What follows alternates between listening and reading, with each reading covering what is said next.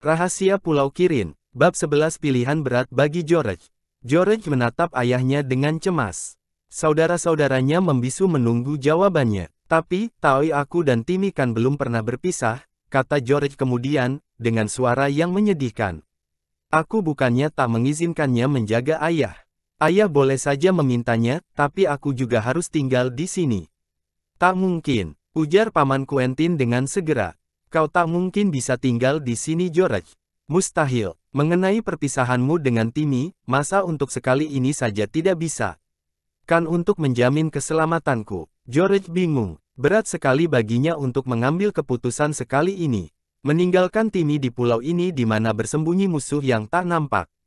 Musuh itu pasti akan mencelakakan Timmy jika mendapat kesempatan untuk melakukannya. Tapi di pihak lain ayahnya mungkin akan terancam bahaya jika tidak ada yang melindunginya. Mau tidak mau, aku harus tinggal di sini, ayah, kata George kemudian. Tak mungkin aku meninggalkan Timmy. Tak mungkin, kecuali jika aku diperbolehkan tetap di sini.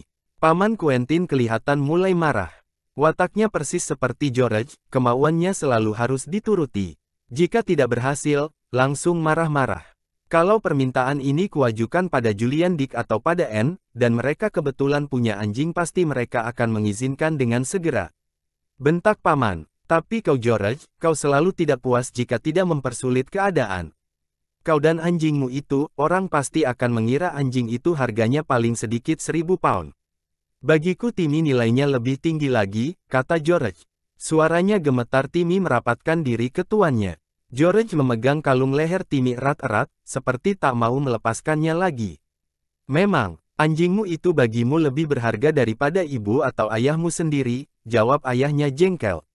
Kau tak boleh bicara seperti itu. Quentin, kata Bibi Fanny menyela dengan nada tegas. Itu sama sekali tidak benar. Ayah dan ibu tidak bisa dipersamakan dengan anjing. Lain wujud kasih sayang pada orang tua dibandingkan dengan anjing. Tapi kau memang benar. Timmy harus tinggal di sini untuk menemanimu, dan aku pasti takkan mengizinkan George ikut dengannya di sini. Aku tak mau menanggung risiko kalian berdua terancam bahaya. Memikirkan keselamatanmu saja aku sudah bingung. George memandang ibunya dengan cemas. Ibu, katakanlah pada ayah, aku harus tinggal di sini bersama Timmy. Tak mungkin, kata ibunya. George, kau tak boleh terlalu mementingkan dirimu sendiri. Kalau Tim bisa memilih kau juga tahu bahwa ia akan tinggal di sini, dan tanpa kau temani. Ia akan berkata pada diri sendiri. Aku diperlukan di sini, ketajaman mataku diperlukan untuk melihat musuh-musuh yang menyelinap. Kupingku yang tajam akan bisa mendengar langkah orang yang berjalan dengan hati-hati. Dan dengan gigiku, aku bisa membela tuanku. Aku memang harus berpisah dan George selama beberapa hari, tapi seperti diriku, George sudah cukup besar sekarang. Ia pasti sanggup berpisah sebentar dari aku. Itulah yang akan dikatakan oleh Timmy George, apabila keputusan ini diserahkan padanya. Semua mendengarkan kata-kata Bibi Fanny dengan penuh perhatian. Mestinya dengan pertimbangan itu George akan mau dibujuk untuk mengalah.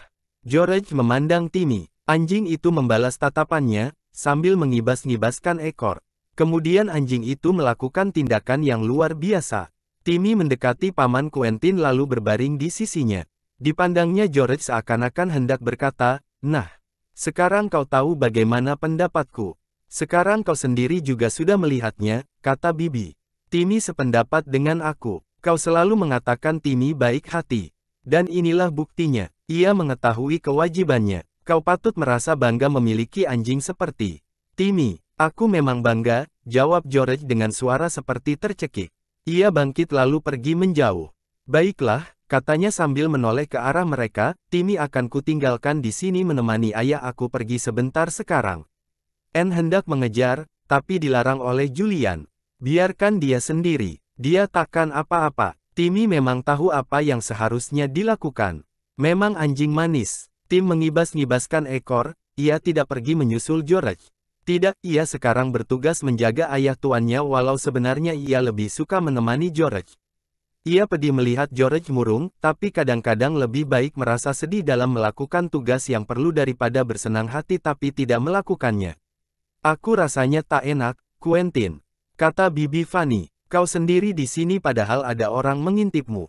masih berapa lama lagi percobaanmu baru selesai? Tinggal beberapa hari lagi, kata paman. Ia memandang Timmy dengan kagum, anjing itu tadi seakan-akan mengerti kata-katamu, Fanny. Luar biasa betapa ia langsung datang mendekati aku. Timmy memang cerdik, kata Anne. Bukankah begitu Tim? Paman pasti aman kalau ditemani oleh Timmy. Kalau perlu ia bisa galak sekali. Ya, aku jelas tak kepingin dia menyambar leherku, kata paman, tubuhnya besar dan kuat. Hei, masih ada kue lagi atau tidak? Quentin, kau tidak boleh melupakan makan secara teratur, kata Bibi Fanny, jangan mengatakan padaku bahwa hal itu kau perhatikan. Kalau kau makan secara teratur tak mungkin kau kelaparan sekarang. Paman tak mengacuhkan istrinya. Ia memandang ke atas menara. Pernahkah kalian melihat sinar memancar-mancar dari ujung kawat-kawat itu? Katanya, bagus sekali kelihatannya bukan? Paman kan tidak menciptakan bom atom, atau senjata semacam itu? Tanya Anne. Paman memandangnya dengan sikap mencemooh. Aku tak mau membuang-buang waktu menciptakan penemuan-penemuan yang akan dipakai untuk membunuh atau melukai orang. Tidak, penemuanku ini akan besar sekali manfaatnya bagi manusia. Lihat saja nanti. Sementara itu George datang kembali. Ayah, Timmy akan kutinggalkan di sini untuk menemani, katanya. Tapi maukah ayah melakukan sesuatu untukku?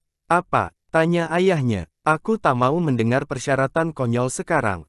Timmy akan kuberi makan secara teratur. Ia akan kurawat baik-baik, jika itu yang kau ingini.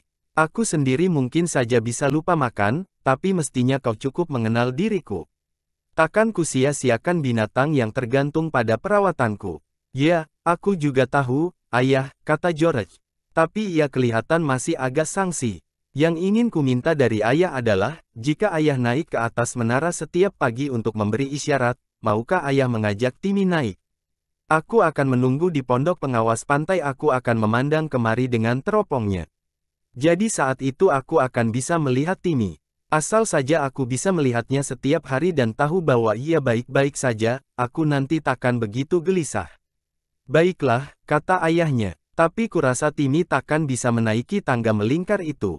Ah, ia bisa, ya, ia sudah pernah naik ke sana, kata George. Astaga, seru paman Quentin. Jadi anjing ini dulu ikut naik ke puncak menara. Baiklah George, aku berjanji akan mengajaknya setiap kali aku naik ke puncak menara untuk memberi isyarat. Akan kusuruh dia mengibas-ngibaskan ekor memberi salam padamu. Nah, bagaimana, puas? Ya, terima kasih, jawab George, dan maukah ayah sekali-sekali mengajaknya berbicara dan menepuk-nepuk kepalanya, dan petik 2 titik, menyuapinya waktu makan, lalu membersihkan giginya sebelum tidur, sambung ayahnya. Paman Quentin sudah mulai nampak marah lagi. Aku akan memperlakukan Timmy seperti anjing yang sudah dewasa. George, sebagai binatang yang menjaga diriku. Percayalah, ia ingin diperlakukan secara begitu olehku. Betul kan, Tim? Yang lain-lain itu biar tuanmu sendiri yang melakukannya, ya Tim. Seakan-akan menjawab paman Quentin. Timmy menggonggong satu kali sambil memukulkan ekor ke tanah. Anak-anak kagum memandangnya. Timmy memang anjing yang cerdik. Sikapnya nampak lebih dewasa daripada George. Kalau ada sesuatu yang tidak beres atau paman memerlukan bantuan atau semacam itu, berilah isyarat 8 balas kali lagi pada kami, kata Julian. Tapi paman pasti aman karena ditemani Timmy. Meski begitu, siapa tahu. Betul, jadi isyarat 8 betas kali jika aku ingin memanggil kalian untuk salah satu keperluan, kata pamannya. Aku akan mengingat-ingatnya. Sekarang kalian harus pergi lagi karena aku hendak melanjutkan pekerjaan. Tapi supnya harus kau buang, ya, kata istrinya cemas. Jangan kau makan nanti sakit perut. Pasti sekarang sudah bulukan. Kau ini memang begitu. Waktu masih baik kau lupakan, tapi ketika sudah busuk baru teringat kembali. Janganlah begitu, kata paman Quentin sambil bangkit. Seolah-olah aku ini baru berumur 5 tahun tak bisa berpikir sendiri. Kami semua tahu kau sangat pintar, kata Bibi. Tapi kau kadang-kadang memang seperti anak kecil. Sekarang uruslah dirimu sendiri, dan Timmy harus selalu ada di sampingmu. Kalau mengenai soal itu ayah tak perlu mengingat-ingatnya, kata George. Timmy takkan menjauh dari sisinya. Kau menjaga ayah, ya Tim. Kau mengerti kan maksudku? Timmy menggonggong satu kali. Kedengarannya bersungguh-sungguh. Ia ikut ke perahu tapi tidak ikut naik seperti biasanya. Anjing itu berdiri mendampingi Paman Quentin memperhatikan perahu bergerak semakin jauh.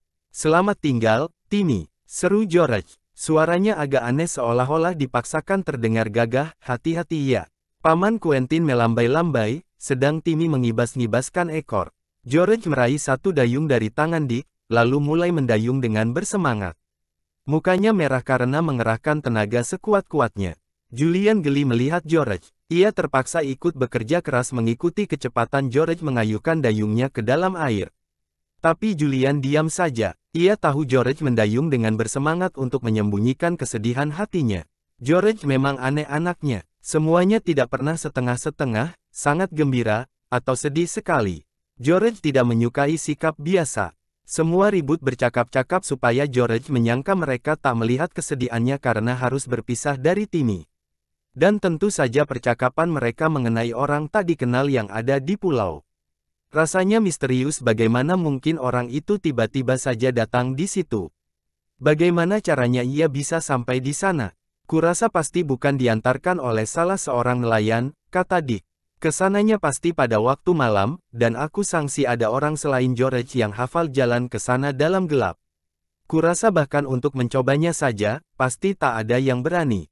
Batu-batu karang ini letaknya seling merapat dan dekat sekali ke permukaan air. Salah arah sedikit saja, pasti bocor lunas perahu melanggarnya. Dan tak mungkin ada yang sanggup berenang sampai ke pulau, kata Anne, jaraknya terlalu jauh, sedang ombak di dekat-dekat batu sini terlampau ganas. Aku terus terang saja agak sangsi, benarkah ada orang di pulau? Mungkin puntung rokok tadi sudah lama ada di sana. Tapi kelihatannya masih baru, sanggah Julian. Yah, yang membingungkan bagiku, bagaimana mungkin ada orang bisa ke sana? Julian merenung, menebak-nebak berbagai kemungkinan. Sekonyong-konyong ia berseru sehingga saudara-saudaranya kaget dan memandangnya. Terbayang satu kemungkinan yang bisa terjadi, mungkin saja orang terjun dengan payung dari pesawat terbang yang melintas di atas pulau. Kemarin malam aku memang mendengar bunyi menderum, ya betul. Pasti yang ku dengar itu, suara pesawat terbang. Mungkinkah ada orang yang kemudian terjun dengan payung ke pulau? Hal itu mudah sekali, kata Dick. Kurasa kau menemukan penjelasannya. Hebat tapi, kalau begitu yang melakukannya pasti sudah bertekad bulat. Berani terjun ke pulau sekecil itu dan pada malam yang gelap lagi. Bertekad bulat, kedengarannya gawat juga Anne merinding. Untung tim ada di sana sekarang, katanya. Yang lain-lain sependapat dengannya, termasuk George.